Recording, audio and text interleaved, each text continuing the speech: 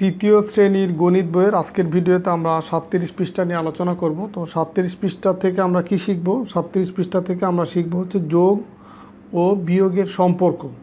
তো এখানে যোগ ও বিয়োগের যে সম্পর্ক বা যোগ ও বিয়োগের মাধ্যমে যে এই পৃষ্ঠার যে ম্যাথগুলো আছে সেগুলো করার জন্য তোমার কিছু সূত্র প্রয়োজন হবে।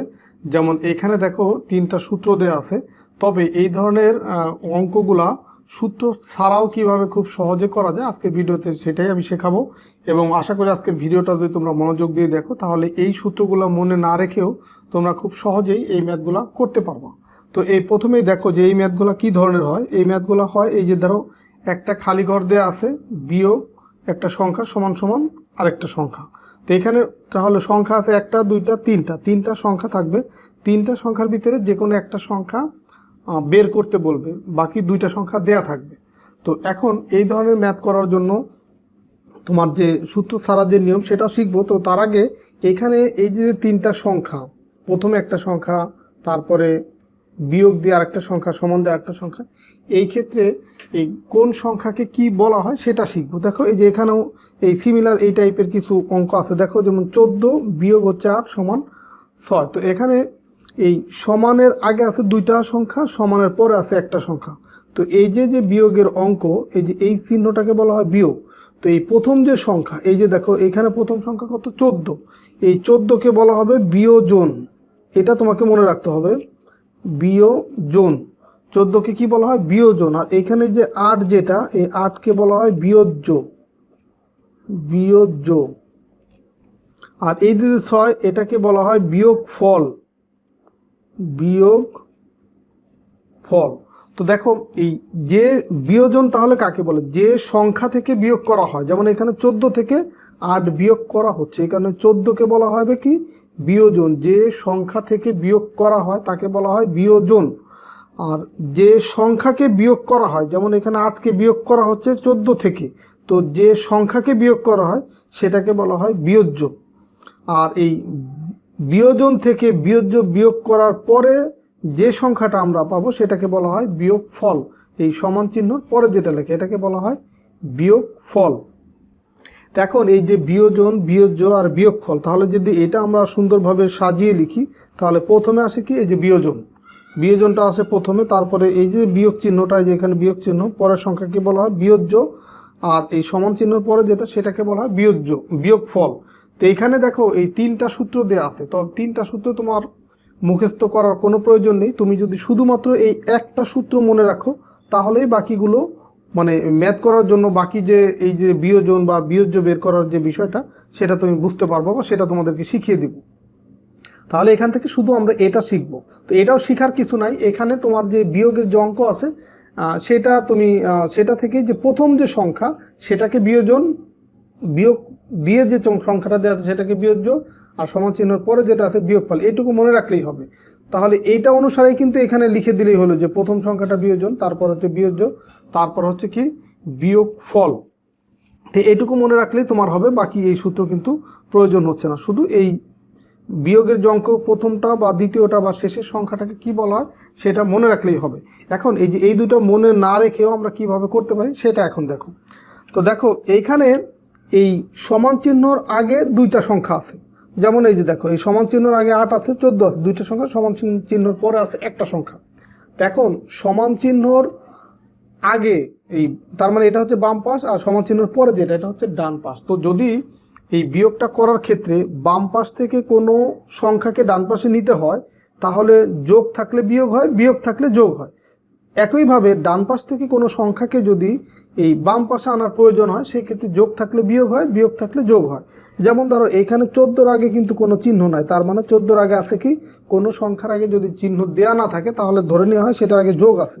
তার মানে এই 14কে যদি কোনো কারণে বাম পাশ থেকে ডান পাশে নেওয়ার প্রয়োজন হয় তাহলে এই 6 বিয়োগ 14 হবে, কারণ এই 14-র আগে যেহেতু যোগ আছে তার মানে ডান পাশে গেলে বিয়োগ হয়ে যাবে। আবার দেখো এই যে বিয়োগ 8, মানে 8-এর আগে বিয়োগ চিহ্ন আছে, তার মানে কোনো কারণে যদি এই 8কে বাম পাশ থেকে ডান পাশে নেওয়ার প্রয়োজন হয় সেই ক্ষেত্রে এই 6-এর সাথে কি হবে? 8 যোগ হবে, কারণ এই পাশে বিয়োগ আছে, ডান পাশে হয়ে গেলে হবে বিয়োগ। আবার 6 যেমন 6-এর আগে কোনো চিহ্ন নাই, তার মানে আছে যোগ। তো এই 6কে যদি কোনো কারণে ডান পাশ থেকে বাম পাশে আনার প্রয়োজন হয় তো এই যোগ এই পাশে হয়ে যাবে কি বিয়োগ হয়ে যাবে। তো এইটুকু মনে রাখলেই হবে। এখন আমরা এই নিচের যে কিছু ম্যাথ আছে সেই ম্যাথগুলো করার মাধ্যমে এই নিয়মে অ্যাপ্লাই করে কিভাবে করা যায় সেটা দেখবো। দেখো প্রথমটা যেমন দেওয়া আছে এই সমান চিহ্ন পরে হচ্ছে খালি ঘর আর সমান চিহ্ন আগে দুইটা সংখ্যা দেওয়া আছে, তার মানে 42 বিয়োগ হচ্ছে 9।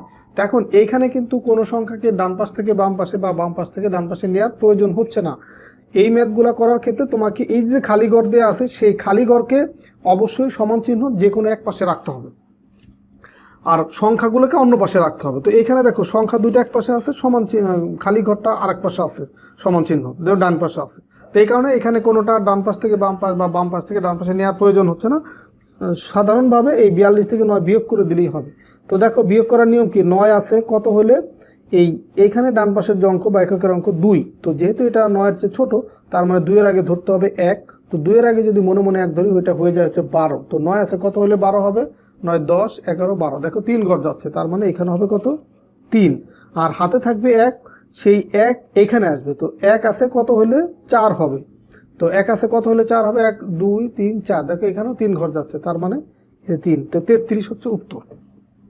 তো এটা এই খালি ঘর এক পাশে ছিল বিধায় কিন্তু কোনো কিছু আমাকে চেঞ্জ করতে হলো না বা এক পাশ থেকে আরেক পাশে নেওয়ার প্রয়োজন হলো না। এখন এইখানে দেখো এইখানে 55 বিয়োগ খালি ঘর সমান হচ্ছে 30।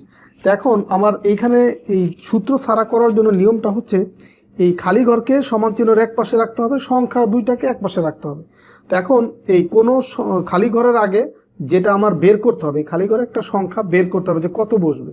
তো এখন এই খালি ঘরের আগে যে বিয়োগ আছে, খালি ঘরের আগে বিয়োগটা রাখা যাবে না বা এটাকে যেহেতু এক পাশে নিতে হবে। তো আমরা যদি এই খালি ঘরটাকে এই যেহেতু বিয়োগ আছে এটাকে যদি আমরা ডান পাশে নিই সমান চিহ্ন ডান পাশে, তার মানে এটা হয়ে যাবে যোগ। ধরো একটা করে দেখালাম, এটা হয়ে যাবে যোগ। আর দেখো এখানে যে 55 ছিল আর এই পাশে যে 30 আছে, এই 30টাকে তাহলে আমি কি বাম পাশে যদি আনি 30-এর আগে যেহেতু কিছু নাই তার মানে আছে যোগ ধরে নিতে হবে। তো এটা যদি বাম পাশে আনি হয়ে যাবে বিয়োগ, তার মানে 55 বিয়োগ 30। তো এখন আমরা যদি এই বিয়োগটা করি তাহলে যে সংখ্যাটা পাবো সেটা এখানে বসবে। দেখো 0 আছে কত হলে 5 হবে, 1 2 3 4 5, তার মানে 5 হলে, তার মানে এখানে বসলো কত 5। আবার দেখো 3 আছে কত হলে 5 হবে, 3 4 5, দেখো 2 ঘর যাচ্ছে, তার মানে 2, তার মানে এখানে পেলাম কত 25। তার মানে এই যে খালি ঘর এখানে 25 বসবে। তার মানে আমি কিন্তু এখানে এই খালি ঘরটাকে ডান পাশে নিলাম, নিয়ে হচ্ছে আমি এই সংখ্যাটাকে আবার বাম পাশে আনলাম, তার মানে এই বিয়োগ ডান পাশে গেলে যোগ হয়ে গেল, আবার এই 30 ডান পাশে আসলে বিয়োগ হয়ে গেল। তার মানে 55 থেকে এই 30 বিয়োগ করলে এই যে এইটা যদি আমরা বিয়োগ করি এই 55 থেকে 30, তাহলে কিন্তু আমরা এই 25 পেয়ে যাচ্ছি। তো তোমাকে কিন্তু এই লাইনটা লিখতে হবে না, শুধু তুমি রাফ করবা বা সাইডে লিখে তারপরে এই 25 বসাই দিলেই হবে। বা যখন তুমি বুঝবা যে এটা ডান পাশে গেলে যোগ হবে, এটা বাম পাশে আসলে 30 হবে, তখন তুমি সরাসরি এইটার সাথে এটা বিয়োগ করে দিলেই হয়ে যাবে। এখন এই 3 নম্বরে দেখো প্রথমেই খালি ঘর দেওয়া আছে। তো এখন এই খালি ঘর যেহেতু প্রথমে দেওয়া আছে, তো খালি ঘর এই পাশেই থাক। এই 32 এই পাশে যেহেতু বিয়োগ আছে, এটা এই পাশে আসলে কি হবে যোগ হবে। তার মানে এই 30 32 আর 54 যদি যোগ করে দিই তাহলে যে সংখ্যাটা পাবো সেটা এখানে বসাবো। দেখো 4 আর 2 কত হবে 6, 5 আর 3 কত হবে 5 6 7 8, 8 হবে, তার মানে এখানে যে 86। তো এটা কিভাবে হলো দেখো, এই খালি ঘরটাকে আমরা বাম পাশে রাখলাম, যেহেতু খালি ঘরকে সমান চিহ্ন যে কোনো এক পাশে রাখতে হবে। আর যেহেতু এখানে যোগ আছে তো এটাকে আর ডান পাশে নিব না, এই পাশেই রাখবো। আর এই বিয়োগটা এইখান থেকে ডান পাশে গেলে হয়ে যাবে যোগ, তার মানে 54 যোগ 32 করলে এই 86 পেয়ে যাচ্ছে। আবার এখানে দেখো 33 যোগ হচ্ছে খালি ঘর সমান 42, তার মানে খালি ঘরের আগে যেহেতু যোগ আছে, তো খালি ঘরের আগে যদি যোগ থাকে তখন আমরা যে পাশে খালি ঘর থাকবো ওই পাশেই রাখবো। তার মানে এই বাম পাশে আছে খালি ঘর, এই বাম পাশেই থাকবে, এই 33টাকে ডান পাশে নিয়ে যাবো। তো ডান পাশে নিয়ে গেলে কত হবে বিয়োগ হয়ে যাবে, এই 33 এই 42-এর পরে গিয়ে বিয়োগ হবে, মানে বিষয়টা যেরকম হবে। তো খালি ঘর এই পাশে রাখলাম আর এখানে ছিল 42, সেই 42 ঠিক থাকলো। আর এই 33 যেহেতু এই পাশ থেকে এই পাশে যাচ্ছে, তো 33-এর আগে এই যে বিয়োগ হয়ে যাবে। তার মানে এখন এই যে 3 আছে কত হলে 12 হবে, যেহেতু 3-এর চেয়ে 2 ছোট, মনে মনে তার আগে 1 ধরবো। 3 আছে কত হলে 12 হবে, 3 4 5 6 7 8 9 10 11 12, দেখো 9 ঘর যাচ্ছে, তার মানে এখানে বসবে 9। হাতে আছে আমার 1 1 আর 3 হচ্ছে কত 4, 4 আর 4 মিলে গেল, তার মানে এখানে শুধু 9 হবে। এটাই হচ্ছে উত্তর। এরপরে দেখো 5 নম্বরটা, দেখো এইখানে খালি ঘর সমান চিহ্নের এক পাশে আছে, তার মানে এই দুইটা যেহেতু যোগ চিহ্ন দেওয়া আছে এখানে এই দুইটা সংখ্যার মাঝে, শুধু যোগ করে দিয়ে এখানে বসাই দিলে হবে। 5 আর 0 যোগ করলে কত হবে 5, আর 2 আর 3 যদি যোগ করি, 2 এর পরে 3 ঘর যদি যায়, 2 3 4 5, তাহলেও 5 হচ্ছে, তার মানে 55, এটাই হচ্ছে উত্তর। 6 নম্বরটা দেখো, এখানে 86 বিয়োগ 54 সমান সমান খালি ঘর। তো যেহেতু খালি ঘর এক পাশে আছে, তার মানে এই সংখ্যাকে আর বাম পাশ থেকে ডান পাশে নেওয়ার প্রয়োজন হচ্ছে না, এই পাশেই শুধু বিয়োগ করে দেখো। 4 আছে কত হলে 6 হবে, তার মানে দেখো 4-এর পর থেকে আমরা 6 পর্যন্ত গণনা করবো। 4 5 6, 2 ঘর গেলেই হয়ে যাচ্ছে, তার মানে এখানে হবে 2। 5 আছে কত হলে 8 হবে, 5-এর পরে তাহলে 5-এর পর থেকে 8 পর্যন্ত গণনা করো। 5 6 7 8, দেখো 3 ঘর যাচ্ছে, তার মানে এখানে হবে 3। দেখো কত সহজেই কিন্তু আমরা করে ফেলতে পারতেছি এই অঙ্কগুলা। এই দুইটা সূত্র আমার প্রয়োজনই হচ্ছে না। তার মানে শুধু আমরা এই যে বিয়োজন, বিয়োজ্য, বিয়োগফল এটুকু মনে রাখারও দরকার নাই, শুধু এটা জানলেই হবে যে কোন সংখ্যাটাকে কি বলা হয়। আর আরেকটা বিষয় জানতে হবে যে সবসময় বিয়োজনটা বড় হয়। এই যে বিয়োজ্য বা বিয়োগফল যেটাই হোক, এই দুইটার তুলনায় বিয়োজনটা সবসময় বড় হবে। এরপরে দেখো 7 নম্বর ম্যাথটা দেখো, প্রথমে খালি ঘর, তারপর বিয়োগ 33, তারপর আছে সমান 9। তো দেখো তাহলে এই খালি ঘরের আগে যোগ আছে, তার মানে এটা এই পাশেই থাকবে। এই 33টাকে আমরা ডান পাশে নিয়ে যাব। তো যেহেতু 33-এর আগে বিয়োগ চিহ্ন দেওয়া আছে, ডান পাশে গেলে হয়ে যাবে কি যোগ। তার মানে এই 33 আর 9 যদি আমরা যোগ করে দিই, তাহলে যা পাবো সেটা এখানে বসবে। 3 আর 9 যদি, এই 9 আর 3 যদি যোগ করি, তার মানে 9-এর সাথে 3 যোগ করে 9 10 11 12, 12 হচ্ছে। তো 12 কত বসবে 2, হাতে থাকবে 1। এই যে 12 যে যদি লিখি 12 2 এখানে বসাই দিলাম, হাতে থাকবে এই 1, সেই 1 যোগ হবে আবার এই 3-এর সাথে, 3 আর 1 কত 4, তো 42, এটা উত্তর। এরপরে দেখো আবার খালি ঘর বিয়োগ হচ্ছে 30, তার মানে এটা আর এটা কিন্তু একই রকম। তার মানে এই 30ও এই বাম পাশ থেকে ডান পাশে চলে আসলে এই 30 আর এটা এই 25, এই 30-এর আগে যেহেতু বিয়োগ আছে, ডান পাশে গেলে হয়ে যাবে যোগ।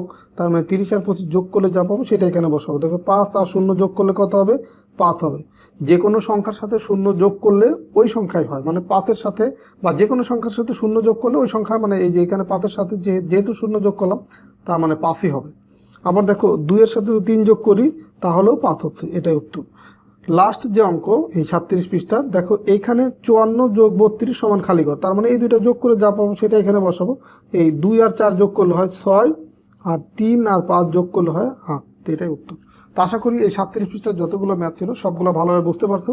তো পাশাপাশি এই যে 37 পৃষ্ঠার যে ম্যাথগুলো, সেগুলো করার জন্য যে নিয়ম, এই সূত্র ছাড়াও কিভাবে করা যায় সেই নিয়মটা মনে রেখেও তোমরা এটা করতে পারবা। যে সমান চিহ্নর যে কোনো এক পাশ থেকে আরেক পাশে যদি কোনো সংখ্যা বা খালি ঘর যেটাই আমরা নিতে চাই, যোগ থাকলে বিয়োগ হবে, বিয়োগ থাকলে যোগ হবে।